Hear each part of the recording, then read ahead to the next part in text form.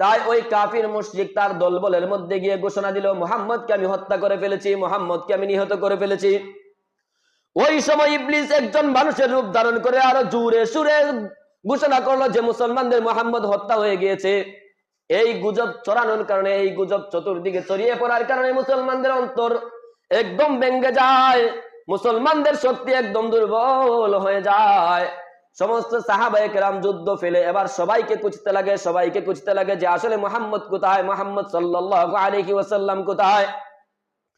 কিছু কিছু সাহাবায়ে কেরাম ওই যে আব্দুল্লাহ ইবনে উবাই ইবনে সালুল তার 300 দলবল নিয়ে পালিয়ে গিয়েছিল, ওই আব্দুল্লাহ ইবনে উবাই ইবনে সালুলের মাধ্যমে কাফির মুশরিক আবু সুফিয়ানের সাথে সমঝোতায় আসতে চাচ্ছিলেন। কিন্তু এই মুহূর্তে কিছু সাহাবায়ে কেরাম নবী করিম সাল্লাল্লাহু আলাইহি ওয়াসাল্লামকে আবার খুঁজে পেলেন, আবার দেখতে পেলেন।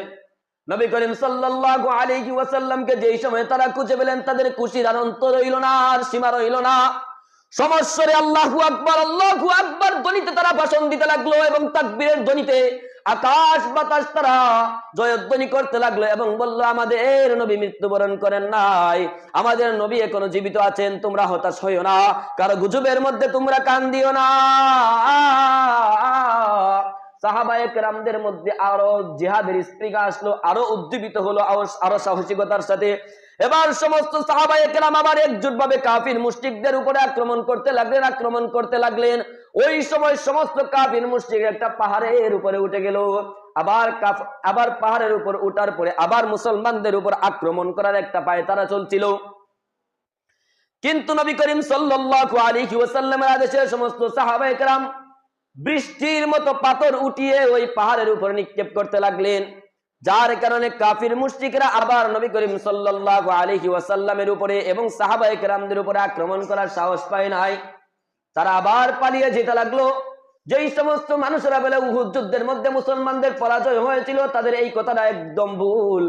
নবী করিম সাল্লাল্লাহু আলাইহি ওয়াসাল্লামের আদেশ অমান্য করার কারণে কিছু সংখ্যক সাহাবায়ে কেরাম শহীদ হয়েছেন এবং মধ্যখানে তাদেরকে আল্লাহ পাক রব্বুল আলামিন একটু শিক্ষা দেওয়ার জন্য একটু পরীক্ষা করেছেন, কিন্তু চূড়ান্তভাবে বিজয় লাভ হয়েছে মুসলমানদেরই।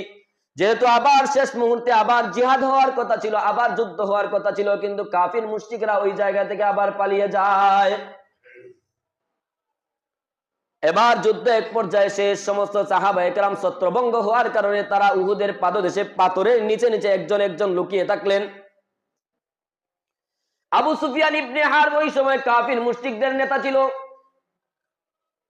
সে পাহাড়ের একটা উঁচু জায়গার মধ্যে উঠলো, পাহাড়ের উঁচু জায়গার মধ্যে উঠে সমস্ত সাহাবায়ে কেরামদেরকে